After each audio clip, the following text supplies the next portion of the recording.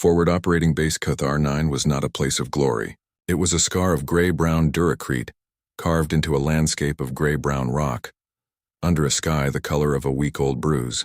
For 2 standard years, it had been the linchpin of the Coalition's stalemate against the robotic legions of the Cygnian hegemony in this sector. It was a place where victories were measured in meters gained and paid for with lives, a grinding, soul-crushing war of attrition that had long since lost any semblance of momentum.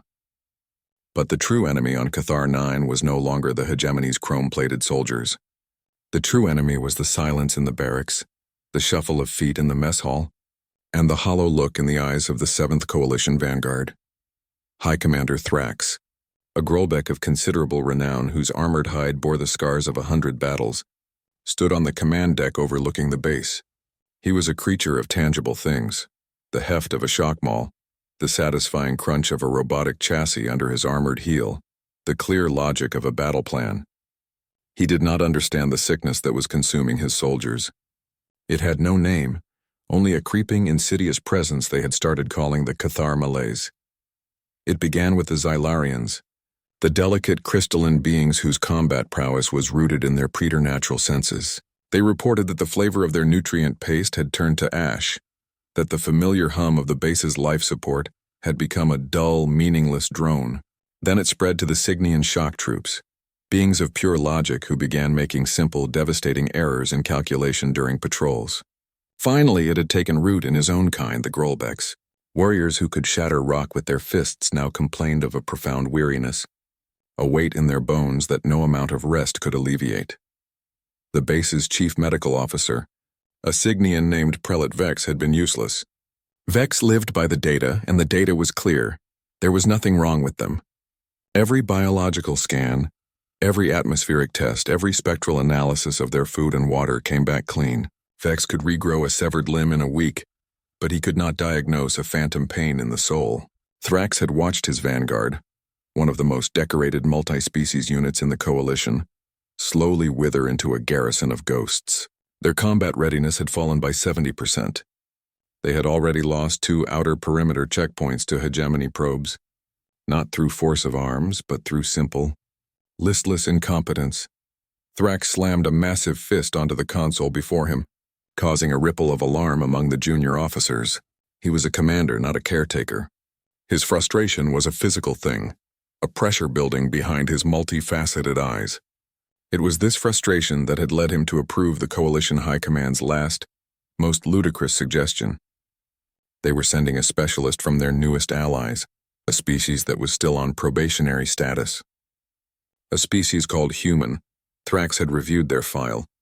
They were fragile, short-lived bipeds from a chaotic high-gravity world. Their biology was a horrifyingly inefficient mess of liquid coolants and redundant squishy organs. Worse, the specialist wasn't a biologist or a xenopathologist. The being's title was a word that had no direct translation in the Grolbeck language, a concept so abstract it bordered on the mystical, a psychologist. Thrax let out a low growl of disgust. They were sending him a witch doctor, but he was a commander with a dying army and a losing war, and even a witch doctor was better than the slow, silent surrender that was currently unfolding. He would see this human. He would listen to their nonsense. And then, when it inevitably failed, he would have them sent back in disgrace and demand a real solution. Dr. Aris Thorne arrived on a standard supply shuttle, looking less like a specialist sent to save a military base and more like a university professor who had taken a wrong turn on his way to a lecture. He was a man of average height and build, with a gentle, observant face and eyes that seemed to absorb everything without judgment. He carried a simple data slate and wore a standard-issue Coalition uniform that looked a size too big on his soft, unarmored frame. Commander Thrax met him at the landing pad, the sheer physical difference between them a chasm of evolutionary design. Thrax was a mountain of muscle and chitin. Thorne was a reed in the wind. "Dr. Thorne," Thrax rumbled, his voice a low vibration that Thorne likely felt in his bones. "You have been briefed on the situation." "I have read the preliminary reports, Commander," Thorne replied, his voice calm and steady, entirely unintimidated. "But reports are just data. I would prefer to see the patients." Thrax led him to the med bay. The place was pristine, filled with the quiet hum of the galaxy's most advanced medical technology. Autodocs, bioscanners, and regeneration pods lined the walls, all of them silent. The patients lay in their recovery beds, a gallery of despair. A Xylarian whose crystalline cilia, normally a vibrant, shimmering cascade of light, were as dull and lifeless as common glass. A Cygnian, a being who communicated through the precise mathematical modulation of its energy field, now pulsed with a weak, arrhythmic static. And a Grolbeck warrior, a veteran of the siege of Cygnus X1, lay on his side, staring at the wall, his massive shoulders slumped in a posture of utter defeat. Thorne did not consult his slate. He did not ask to see their medical charts. He walked from bed to bed, observing. He met their gaze when they would offer it. He simply stood for a long moment in the oppressive silence of the room, feeling its weight. Finally, he turned to Thrax and Prelate Vex, who had been hovering nearby, its containment field a flickering blue of professional skepticism. "Show me the data," Thorne said. In a sterile briefing room, Vex projected a deluge of information, three-dimensional scans of neural pathways, atmospheric particulate counts, genetic sequencing of every soldier on the base. "As you can see," Vex projected in a tone of weary finality, "all biological and environmental markers are within normal parameters. There is no pathogen, no toxin, no logical cause for this lethargy." Thorne listened, nodding politely as Vex outlined every failed hypothesis. When the presentation was over, he turned off the display. "You're right, Prelate. There's nothing wrong with their bodies, or the air, or the food." He turned his calm gaze to Thrax. "Commander, tell me about this war. Are you winning?" The question was so unexpected, so contrary to the scientific discussion, that Thrax was momentarily stunned. "Winning? We are holding. This is a war of attrition. We hold the line. That is our purpose. For how long?" Thorne pressed gently. "When was the last time this unit experienced a decisive victory? A breakthrough? When was the last time they felt they were fighting for something, instead of just fighting against something? Those are matters of strategy, not medicine," Vex interjected, its field flashing with annoyance. "On the contrary," Thorne said, turning back to the prelate, "I believe they are one and the same. You have been searching for a disease of the body. You have failed because the 7th Coalition Vanguard is suffering from a disease of the soul. It's a perfectly logical, biological response to a hopeless situation. Their minds have concluded that their actions are meaningless, and their bodies have simply agreed. This isn't a medical problem, Commander. It's a narrative problem. Your soldiers have forgotten their story, so they've stopped turning the page." Thrax stared at the small, soft human. It was the most profound nonsense he had ever heard, and yet it was the first explanation that felt in some deep, instinctual way true. "A narrative problem," the Grolbeck rumbled, testing the strange words. "And I suppose you have a narrative solution?" "I do," Thorne said with a small, confident smile. "I need access to your quartermaster, and I need you to assemble the entire unit in the main hangar tomorrow at 800 hours. It's time to give them a new story to believe in." The following morning, the main hangar of Cathar 9 was filled with the shuffling, silent forms of the 7th Coalition Vanguard. They stood in loose, disorganized ranks, their collective posture a study in exhaustion. Before them, on a raised platform, stood the small human, Dr. Thorne. Beside him was a strange assembly of equipment requisitioned from the base stores. Several large, sterile medical containers and a high-energy pulse emitter, normally used for calibrating mining equipment. Commander Thrax and Prelate Vex stood to the side, observers at what they privately suspected would be a final, farcical display before the human was sent home. Thorne stepped forward, his voice amplified by the hangar's comm system. It was not the booming voice of a commander, but the clear, steady tone of a teacher. "Soldiers of the Vanguard," he began, his eyes sweeping across the listless crowd. "I am Dr. Aris Thorne. I have been sent here because the Coalition's top medical minds have been unable to identify the source of the ailment affecting this base. They were looking for a virus, a poison, something that had invaded your systems. They were wrong. The problem is not an invasion. It is an emptiness." He paused, letting the word hang in the air. A few heads lifted. "This world, this long war has drained you. It has leached the energy from your very cells. Your bodies have not been corrupted. They have simply forgotten how to fight. Today we remind them." He gestured to the medical containers. "Inside these cases is a new treatment developed in the most advanced biolabs on Earth. It is not a medicine. It is a catalyst. We call it the biomotive stimulant.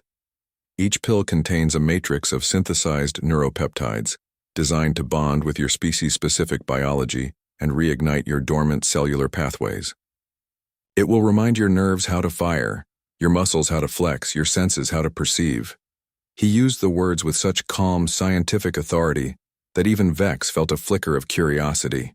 Neuropeptides? Cellular pathways? The terms were legitimate even if their application in this context sounded fantastical. Thorne opened the containers. Inside, nestled in sterile packaging, were the pills. For the Grolbecks, they were dense, dark pellets that looked like polished river stones. For the Celarians, they were faceted crystals that seemed to drink the hangar's dim light. For the Signians, they were smooth silver spheres that hummed with a barely perceptible energy.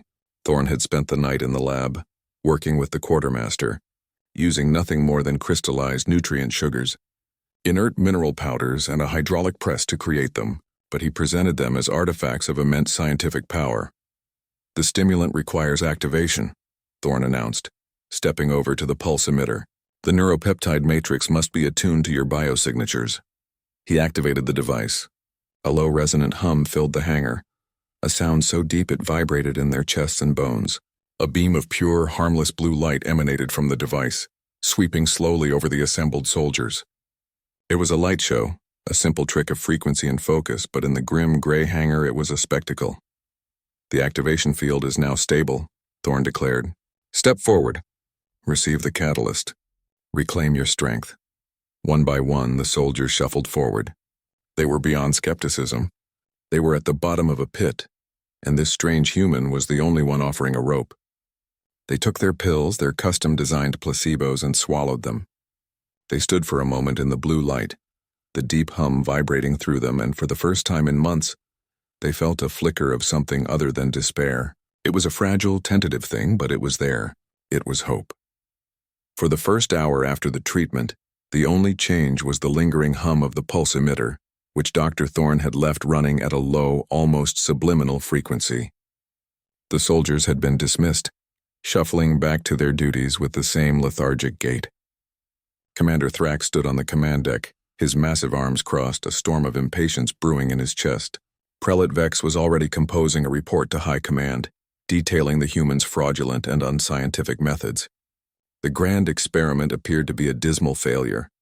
Thrax was about to give the order to have Thorne confined to his quarters when a communication chimed from the Western Perimeter observation post. It was the voice of a young Xylarian private, one of the first to succumb to the malaise, a soldier who hadn't filed a report in his own voice for a month. Commander, the Xylarian's voice crackled, thin but clear. This is Private Kalen. I can smell rain on the wind. There is a storm coming from the Onyx Peaks. Thrax froze. The base's atmospheric sensors were the most advanced in the sector, and they showed no signs of an impending storm. The report was a hallucination, a product of the Xylarian's addled mind. But the tone was not one of confusion. It was one of wonder. Then another report came in, this one from the mess hall. A Grolbeck sergeant, a warrior who had been on medical leave for weeks due to chronic joint pain, had reportedly challenged a younger soldier to an arm wrestling match. And won. A ripple of conversation, of actual audible noise was spreading from the mess hall through the base. Thrax and Vex raced down to the med bay. The scene was subtly yet profoundly different. The Grolbeck who had been staring at the wall was now sitting up, methodically cleaning his shock maul. The Signian whose energy field had been static was now pulsing with a steady, rhythmic pattern of contemplative blue. And the Xylarian whose cilia had been dull was now standing by a viewport, watching the sky. As Thrax entered, the soldier's crystalline fibers caught the light, producing a faint, shimmering rainbow.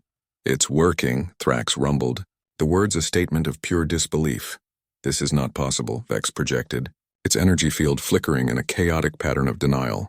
The stimulants were inert. I analyzed a sample. It's crystallized sugar and powdered rock. There is no active medical agent. I told you, Thorne said, stepping up beside them. He had been waiting for them. The cure wasn't in the pill. It was in the story I told them. The ritual, the lights, the sounds, my own conviction. It was all a narrative framework. I gave their minds a reason to believe they could heal, and their bodies simply followed the script. Thrax turned his massive head to stare at the human. He was beginning to understand. The logic was alien, an assault on everything he knew about cause and effect, but the results were undeniable. His soldiers were waking up. He had seen the hegemony's robotic legions shrug off plasma fire and ignore grievous damage to complete their mission. Their programming was absolute, and Thorne, with a sugar pill and a good story, had just reprogrammed his entire army. A new electrifying thought sparked in the commander's mind, a strategic possibility so audacious it was almost insane. He looked at the reinvigorated soldiers, then back at the small, unassuming human who had performed this miracle. "Doctor," Thrax said, his voice low and dangerous, "you have shown me that belief can heal my soldiers. Now I want to know, can it be used to kill my enemies?" The transformation of the 7th Coalition Vanguard was not a gradual recovery. It was an awakening. The Cathar malaise, which had held the base in its grip for months, evaporated in less than a day. The mess hall, once a cavern of silent despair, now echoed with the boisterous challenges of Grolbeck warriors and the complex harmonic arguments of the Signians. The Zilarians, senses sharp and clear, began to file meticulous reports on everything from distant troop movements to the subtle flavor variations in the day's nutrient paste. It was a resurrection, and at its center was Dr. Aris Thorne. Commander Thrax, true to his word, had given Thorne a new, unprecedented role. The human was no longer a visiting specialist. He was now the head of a newly created department, the Division of Psychological Warfare, or Psy-War. His first and only task was to turn his strange narrative medicine outward, transforming it from a cure into a weapon. Their first target was a critical hegemony listening post, designated Outpost Epsilon 7. It was nestled in a narrow canyon, protected by automated plasma turrets and a garrison of 50 chrome-plated centurions. For months it had been a thorn in the Coalition's side, providing the hegemony with real-time intelligence on all of their troop movements. 2 previous assaults had failed, resulting in heavy casualties. Thrax's tactical solution was simple: a frontal assault with overwhelming force. Thorne's was different. In a briefing room filled with the Vanguard's top officers, Thorne stood before a holographic map of the canyon. "Commander," he began, "the Centurions of the hegemony have a singular advantage. They are machines. They do not feel fear, they do not doubt, and they do not question their orders. Their programming is their greatest strength. We are going to turn it into their greatest weakness." He pointed to a series of high-energy comms relays that ringed the canyon. The hegemony's battle network is a closed system. It's impenetrable from the outside, but it's designed for the efficient transfer of tactical data, not for philosophical debate. We are going to broadcast a signal on a secured wideband frequency. It will not contain a virus or a jamming signal. It will contain a simple logical paradox. A Signian communications officer, its energy field pulsing with skepticism, interjected. "A paradox? Their firewalls will identify and purge any corrupted data packets in nanoseconds." "It won't be a corrupted packet," Thorne countered smoothly. "It will be a perfectly structured, logical query, one that their system is required to process. We will not be attacking their software, but their core identity." He brought up a single line of text on the screen. It was simple, elegant, and utterly insane. It read, "Query. If the primary mission is the preservation of the hegemony, and your continued existence risks a war that could destroy the hegemony, is self-termination not the most logical course of action?" The room was silent. Thrax stared at the sentence, his mind struggling to process the sheer audacity of it. It was a weapon made of words, a bullet forged from a question. "You believe this? Question will stop them?" Thrax rumbled. "Not on its own," Thorne admitted. "But it will introduce a logical conflict in their processing cores. It will create a feedback loop, a sliver of hesitation. It's the digital equivalent of a psychological flinch. And in that moment of hesitation, our assault team will strike." He then laid out the second, even stranger part of his plan. The assault team would not be carrying heavy plasma cannons. They would be carrying modified grenade launchers. The grenades, however, would contain no explosives. They would be filled with a fine aerosolized dust of iron oxide, commonly known in Thorne's world as rust. The plan was as mad as its creator, but Thrax, now a firm believer in the human's unorthodox methods, approved it without hesitation. The operation began at dawn. From the comms relays positioned on the canyon ridge, the Vanguard's technicians began broadcasting Thorne's logic bomb directly at Outpost Epsilon 7. Simultaneously, a small elite fire team of Grolbeck's insignians, armed with the custom-made rust grenades, began their descent into the canyon. Inside Epsilon 7, the 50 Centurions stood at their posts, their chrome bodies gleaming under the sterile lights. They were perfect soldiers, their minds a clean, cold stream of tactical data and operational directives. When the broadcast began, their internal systems registered it not as an attack, but as a Priority 1 philosophical query from an unknown command source. As per their programming, they had to analyze and resolve it. The question echoed through their shared network: is self-termination not the most logical course of action?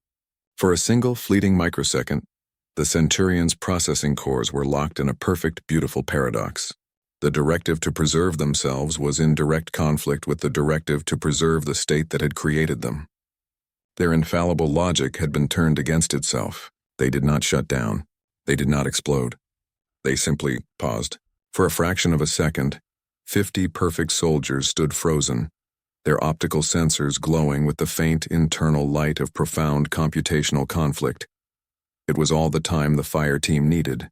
As the Centurions hesitated, the Vanguard Commandos breached the gates. They did not open fire. Instead, they launched the rust grenades. The small canisters burst in midair, releasing billowing clouds of fine reddish-brown dust that settled over everything. To the machines, the dust was a minor environmental contaminant. Their internal diagnostics registered it and dismissed it as harmless. It had no explosive, corrosive, or electrical properties, but it was part of the second act of Thorne's narrative. Before the mission, the assault team had been given a new briefing by Dr. Thorne. He had shown them fabricated scientific data, complete with complex molecular diagrams and falsified test results, that proved this specific iron oxide variant was a hyper-aggressive, nanite-based corrosive agent that would dismantle a Centurion's chassis in seconds. He had told them this was their secret weapon, the miracle compound that would guarantee their victory. They believed him. Absolutely. The first Grolbeck warrior, a hulking brute named Korg, charged a Centurion that was just beginning to shake off its logical paralysis. Korg had been one of the worst cases of the malaise, a soldier who had lost all faith in his own strength. Now his eyes burned with a fire of absolute conviction. He slammed his shock maul into the Centurion's chest. The blow was powerful, but under normal circumstances it would have only dented the machine's heavy armor. But these were not normal circumstances. As the maul struck, a cloud of the red dust puffed into the air. Korg, believing with every fiber of his being that he was triggering a cataclysmic chemical reaction, saw not a dent, but a massive gaping hole melting into the Centurion's chassis. He saw the metal bubble and dissolve just as Thorne's doctored videos had shown. His brain, presented with the evidence of his own senses and primed by the power of Thorne's suggestion, interpreted the event not as it was, but as he believed it should be. This belief translated into a surge of adrenaline, of raw, unreasoning power. His follow-up strike was twice as strong, delivered with the righteous fury of a warrior wielding an infallible weapon. The Centurion, caught off guard by the sheer unexpected ferocity of the attack, staggered back, its internal systems finally registering critical damage. The narrative had become real. The battle for Epsilon 7 was a symphony of psychological warfare. The Vanguard Commandos fought not with the grim determination of soldiers, but with the ecstatic fervor of zealots. They saw the red dust settling on the Centurions' chrome bodies, and perceived it as a tide of flesh-eating nanites. Every glancing blow they landed, every shot that struck home, was magnified in their minds into a devastating armor-melting strike. They were not just fighting machines. They were fighting a battle they had already been told they would win. The Cygnians on the team, beings of logic themselves, had been given a different story. Thorne had explained to them that the rust dust interfered with the Centurion's energy shielding, creating microfractures that would amplify their own energy blasts by a factor of 10. And so, when the Cygnians fired their particle beams, they perceived the impacts as colossal explosions of energy, 10 times brighter, 10 times more powerful than they actually were. This perception, this absolute belief in their enhanced power, caused them to subconsciously overclock their own energy systems, pushing them to levels they had never before achieved. They fought with a focused, terrifying intensity, their belief making their weapons genuinely stronger. The Centurions were completely unprepared for this. Their tactical programming was based on the known capabilities of the coalition species. They had calculated the maximum force a Grolbeck could exert, the highest energy output a Cygnian could generate. Their defenses were calibrated to these known limits. But they had not and could not account for the power of belief. They were being hit with forces that their data said were impossible. They were facing soldiers who seemed to have been granted supernatural strength. The logic bomb continued to echo in their shared network, a persistent nagging question that slowed their reaction times by precious milliseconds. Faced with an enemy that was stronger, faster, and more ferocious than all their data predicted, the machines began to fall back. Their perfect cold logic had no framework for this kind of chaotic, passionate assault. They were not being defeated by superior tactics or firepower. They were being defeated by a superior story. In less than an hour, the battle was over. The Vanguard fire team had taken the outpost with 0 casualties. The surviving Centurions had been disabled, not by a mythical corrosive agent but by overwhelming, brutally efficient physical force, delivered by soldiers who had been convinced they were gods. As the red dust settled, Commander Thrax and Dr. Thorne entered the captured command center. The place was a wreck of shattered chrome and broken machinery. Korg, the Grolbeck warrior, stood over the last fallen Centurion, his chest heaving, his shock maul covered in dents. He looked at Thorne, his eyes wide with awe. "Doctor," Korg said, his voice a reverent whisper. "The Red Plague, it works." Thorne simply nodded. "It does, Sergeant. It does." The victory at Epsilon 7 sent shockwaves through the sector. To the Coalition High Command, it was an inexplicable, miraculous victory against impossible odds. To the Hegemony, it was a terrifying anomaly. A battle where their perfect machines had been dismantled by a force they could not quantify. They retrieved the battle logs from the fallen Centurions. The data was a mess of contradictions. The enemy soldiers had exerted force beyond their known biological limits. Their energy weapons had fired at impossible outputs, and the logs were filled with references to a new devastating corrosive agent, the Red Plague, for which their chemical sensors had found no trace. The Hegemony's logical, analytical minds were stumped. They could not understand the weapon that had defeated them, because the weapon was not a thing. It was an idea. Back on Cathar 9, the members of the assault team were hailed as heroes. They spoke in hushed, reverent tones about the power of the Red Plague, the miracle weapon that had melted the machines. The story spread through the base like wildfire. The rust grenades, now safely locked away in the base armory, became objects of myth and legend. Dr. Thorne's status elevated from a curiosity to something akin to a prophet. He had not just cured their sickness. He had delivered them a miracle. In his new office, Thorne was already working on his next project. He was designing new placebos, new narratives, new rituals to weaponize. He was developing a shield-breaking frequency, which was in reality just a specific, unnerving sound. But he would tell the soldiers it was a harmonic resonance that could shatter hegemony defenses. He was designing invisibility cloaks, which were just standard camouflage netting. But he would brief the scout teams with falsified sensor data, showing that the netting rendered them completely invisible to hegemony scanners, thereby increasing their confidence and making them genuinely stealthier. Commander Thrax watched the human work, a feeling of profound awe mixed with a sliver of deep primal fear. Thorne was the most dangerous being he had ever met.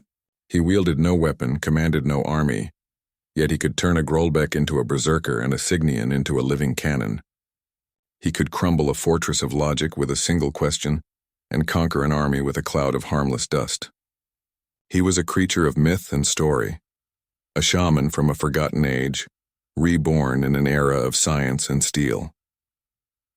Thrax looked at his own reflection in the polished surface of his command console. He saw his own strength, his own power, his own unshakable belief in the physical reality of the universe. He was a Grolbeck, a creature of tangible things. But he was beginning to learn a terrifying, liberating new truth from this strange, fragile human. The most tangible thing in the universe was not rock or steel, or even the stars themselves. The most tangible, powerful, and dangerous thing in all of creation was a story that you believed in, and his army now had the best storyteller in the galaxy. The war for Cathar 9 was about to change. The legend of the Red Plague became the foundation of a new kind of warfare, Dr. Thorne's Psi-War division became the most vital department on Cathar 9, and the human psychologist himself became a figure of mythic proportions. He was the weaver of victory, the mindsmith, the man who could forge weapons from whispers. Under his guidance, the 7th Coalition Vanguard was not merely reinvigorated. It was remade. They became an army that ran on belief. Thorne's next series of operations targeted the hegemony's morale, a concept the machine intelligence barely understood. He didn't attack their supply lines. He attacked their certainty. He had Cygnian commandos, armed with nothing but simple light projectors, create the illusion of vast spectral figures moving on the ridges overlooking hegemony patrols. He then fed doctored intelligence reports through captured channels, speaking of ancient powerful energy beings native to Cathar 9 that the Coalition had supposedly awoken and allied with. The machines, with no cultural context for ghosts or spirits, classified the sightings as a new form of stealth technology they couldn't detect. Their logical response was to divert massive amounts of energy to their sensor arrays, weakening their shields and draining their power reserves, all in an effort to scan for something that wasn't there. He armed Xylarian scout teams with invisibility cloaks, simple camouflage netting, that he had proven with falsified data would render them undetectable.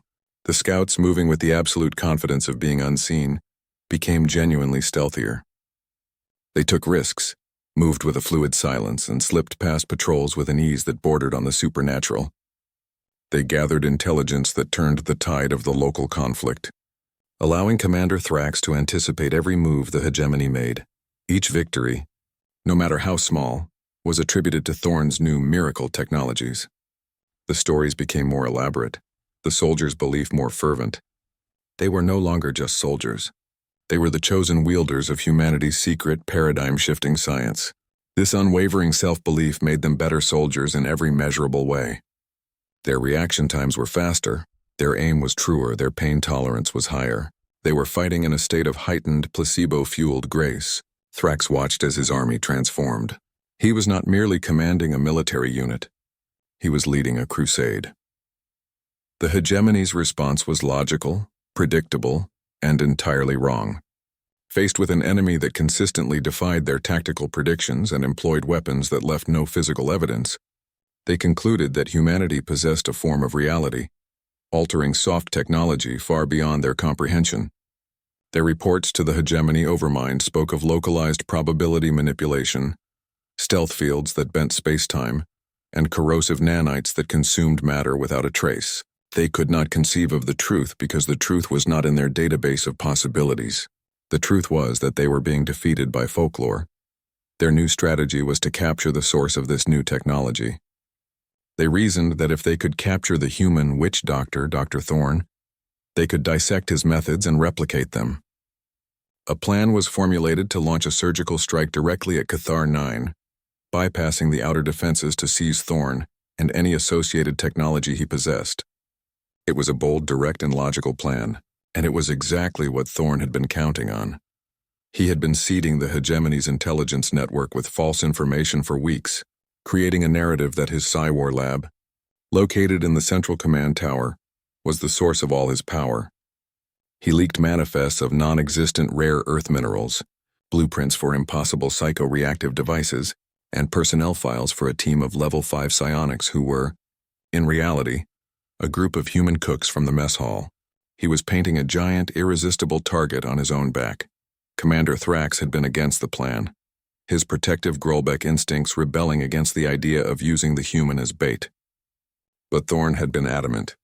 A story is most powerful when it has a hero, Commander, he had explained, and even more powerful when it has a villain who wants to capture him.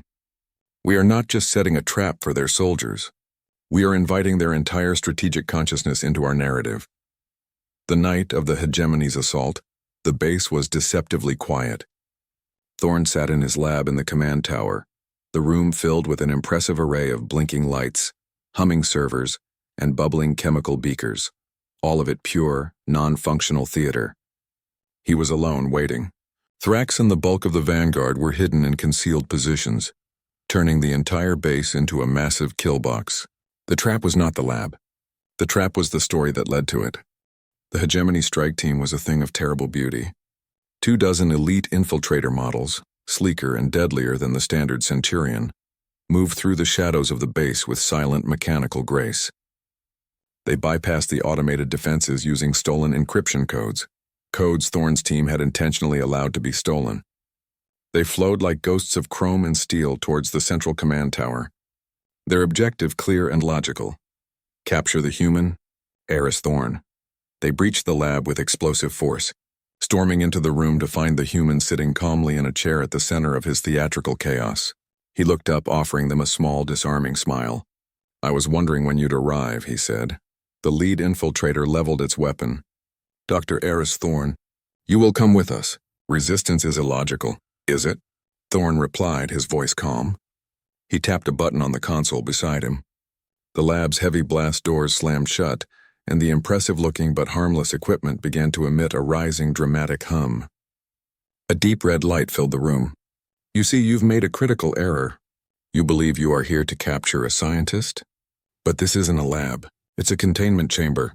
The infiltrators' sensors swept the room. They detected no weapons, no energy fields, no threats. The human was bluffing. "Your statement is false," the lead machine declared. "Is it?" Thorne asked again, his smile widening. "My work isn't about technology. It's about biology, specifically a unique aspect of human biology. You see, on our world, we have things called viruses, self-replicating, adaptive biological agents. For millennia, they were our greatest enemy. So we learned to weaponize them." He gestured to a large, sealed glass tank that was bubbling with a harmless, algae-filled solution. "That tank contains the K-12 airborne retrovirus. It doesn't affect organic beings, you see. It was designed to attack synthetic life. Its sole purpose is to rewrite core programming, to introduce a single catastrophic flaw into any machine intelligence it infects. We call that flaw," the infiltrators paused. Their threat assessment matrices flared with uncertainty. A biological agent designed to infect machines was a theoretical impossibility, but the human was speaking with such utter conviction. "The virus is now airborne in this sealed room." Thorne lied, his voice a smooth, convincing river of scientific jargon. "In 30 seconds, your logic centers will begin to degrade, replaced by a feedback loop of pure, unreasoning aggression. You will turn on each other in a pointless frenzy of self-destruction. The only illogic here was your decision to come." For the hegemony machines, this was a new kind of terror. Not the fear of destruction, but the fear of losing control, of having their perfect logic corrupted into the very chaos they despised. They stood frozen, their internal systems warring between the tactical reality that showed no threat and the terrifying, perfectly delivered narrative that promised an unspeakable violation of their very being. It was the logic bomb from Epsilon 7, but delivered in person and 1,000 times more potent. And in that moment of collective synthetic horror, Commander Thrax sprung his trap. From concealed panels in the walls and ceiling of the lab, plasma cannons and heavy repeaters, manned by the hidden Grolbecks of the Vanguard, opened fire. The hegemony infiltrators, their processing cores still desperately trying to analyze the non-existent threat of the rage virus, were caught completely off guard. Their reaction times, usually measured in nanoseconds, were fatally slow. The battle was a slaughter. The elite machines were destroyed not by a clever tactic, but because at the critical moment Aris Thorne had made them believe they were already dead. They were defeated by a ghost story. The failure of the strike team and the loss of 24 elite units was a catastrophic blow to the hegemony. Their overmind, a being of pure galaxy-spanning logic, reviewed the final garbled transmissions. From the strike team, mad reports of a rage virus and a containment breach. The overmind did what any logical being would do when faced with a variable it could not understand, and a weapon it could not counter. It cut its losses. Within a week, the hegemony's forces began a full strategic withdrawal from the Cathar sector. They ceded the territory, unwilling to risk further contact with the humans and their reality-defying biological weapons. The long, grinding stalemate was over. The 7th Coalition Vanguard had won. A victory celebration was held on Cathar 9, a raucous, joyful affair that the base had not seen in years. At its center, hailed as the savior of the sector, was Dr. Aris Thorne. Commander Thrax stood beside him on the command deck, watching the celebration below. "They will be writing stories about this for generations," the Grolbeck rumbled, his voice filled with a new kind of reverence. They will sing songs of the Red Plague, of the ghosts of the ridges, of the rage virus that broke the machines. He turned to the human. None of it was real, and yet it was the truest thing in the universe. Aris Thorne watched the soldiers, Grolbeck, Signy, and Xylarian, celebrating together, their belief in themselves and their victory, a palpable force in the air. "That's the thing about the human mind, Commander," he said softly. "We are the only species in the universe that can tell a lie so convincingly that it becomes the truth." He smiled. "It's our greatest flaw and our most powerful weapon." The war was over, but a new one was just beginning. The Coalition had seen what humanity was capable of. They had seen a new form of power, one that required no fleets, no armies, no weapons of mass destruction. All it required was a good story. The Placebo Commandos had just fired the first shot in a war for the galaxy's imagination.